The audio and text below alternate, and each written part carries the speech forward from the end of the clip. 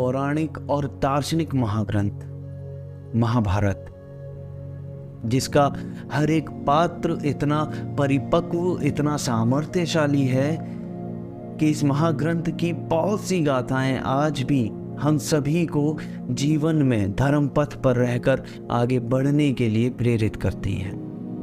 जीवन की कठिन से कठिन परिस्थितियों में भी अडिग रहकर उनका सामना करने के लिए मनोबल प्रदान करती हैं।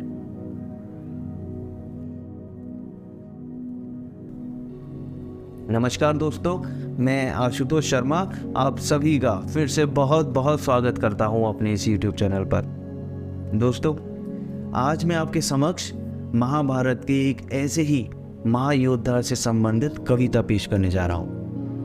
यह कविता सूर्यपुत्र कर्ण के जीवन के अंतिम क्षणों से संबंधित है और इस कविता में मैंने कर्ण को उस रूप में प्रस्तुत किया है जिस रूप में मैंने इसे समझने की, जानने की कोशिश की है। हो सकता है आप इससे सहमत हो सकता है सहमत ना हो, पर इतना अवश्य है कि इसको देखने के बाद में, इस कविता को सुनने के बाद में आपको बहुत कुछ जानने को और सीखने को मिलेगा। तो चलते हैं कुरुक्षेत्र के उस रण में जहां महाभारत युद्ध के 17वें दिन परिस्थितियां कुछ ऐसी घटित हो रही हैं कि कर्ण अपनी सारी शस्त्र विद्याएं भूल चुका है और उसका रथ भी धरती में धंस चुका है।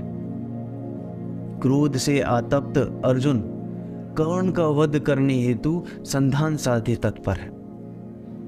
कर्ण को भी यह आभास हो चुका है कि अब उसकी वीरगति किसी भी क्षण तय है,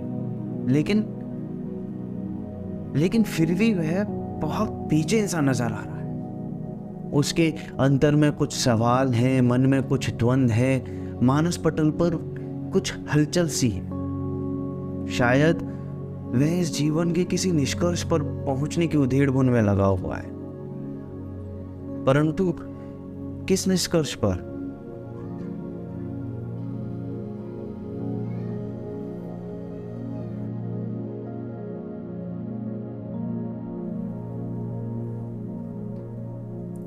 आसमां के आगोश में छाई घनघोर काली घटाओं ने धरा पर कुरुक्षेत्र में बरसते विकराल मेघों ने जो रौद्र रूप धारण किया था। मानो धरती पर मचे रक्तपात को, योद्धाओं के लहू से सनी उस धरा को, दर्द से कराहती वसुंधरा को बरसकर उसके दुख को हर लेना चाहते हो।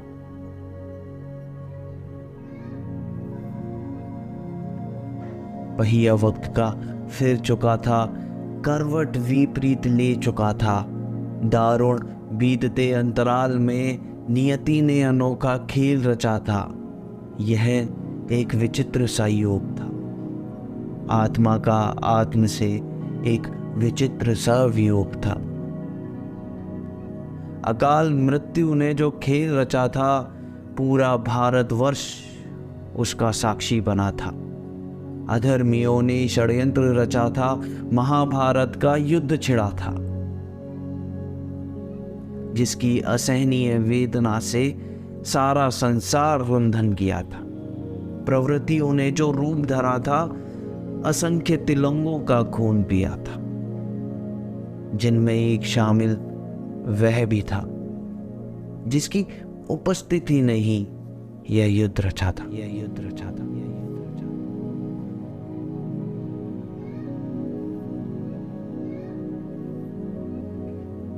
यह कहानी नहीं है किसी के षड्यंत्र की, ना ही किसी के प्रतिशोध की, न किसी न्यायिक अभिलाषा की, ना ही प्रभुत्व वैभव सत्ता प्राप्ति की। यह गाथा महाभारत के उस महायोद्धा की है जो स्वयं ही जय था और स्वयं ही पराजय भी, जिसके पराक्रम का साक्षी पूरा भारतवर्ष बना था। फिर भी श्रेष्ठता की दौड़ में वह आजीवन फिरा था। यह कहानी है सूर्यपुत्र कर्ण की, कर्ण के जीवन संघर्षों की, उसके अंतिम क्षणों की, अंतिम क्षणों की।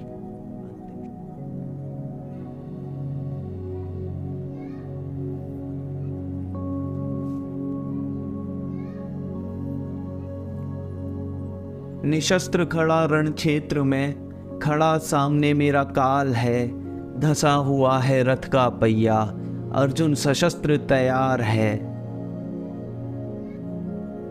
भूल गया मैं अपना सब कुछ, ब्रह्मास्त्र सूत्र कहाँ याद है। उत्थान कहूँ या कहूँ पतन, ये कैसा मेरा काल है, ये कैसा मेरा काल है।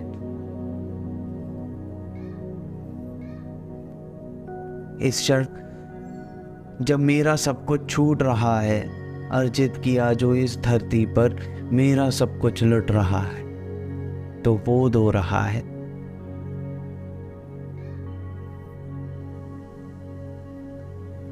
कि इस स्थिति का कारण गोवध और परशुराम का अपमान था। जीवन मरण के इस महासमर में पग पग जो हुआ अवमान था। किन किन के तन भेदे थे रौंदे गले मैंने किन किन के।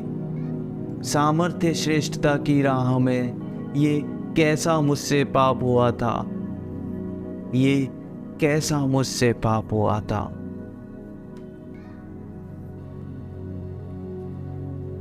सब विचारों उत्पन्न लीलाएं थी जिनका नायक मैं बन बैठा था।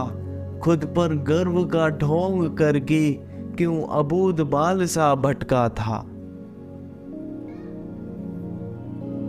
संघर्षरत क्यों रहा था जीवन, किस लिए अनेक अभिशाप थे।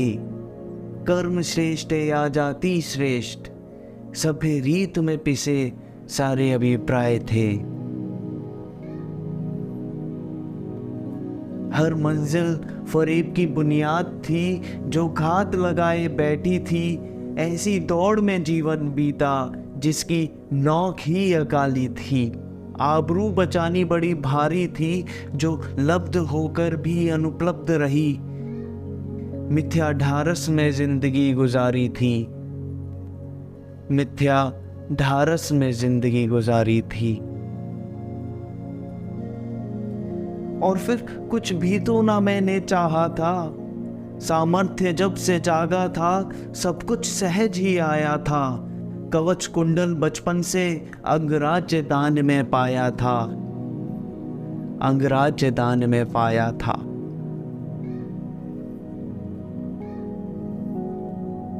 अजीब सी थी रुसवाई माहौल में, खंडर धाम सा सूनापन था अंतर में। चीतर सी थी काया रण में, जाहिर होती एक एक संवेदना तन में। विचार थे गतिमान अंतस में और थी प्रतीति वक्त की छूते हवा के झोंकों में। और मैं अध खुले कमल से अधर खोले, पा लिया था लभ्य भी बिन कुछ बोले। समझ गया था सार में इस जीवन का कि जीवन की ही था पाना लक्ष्य है इस जीवन का।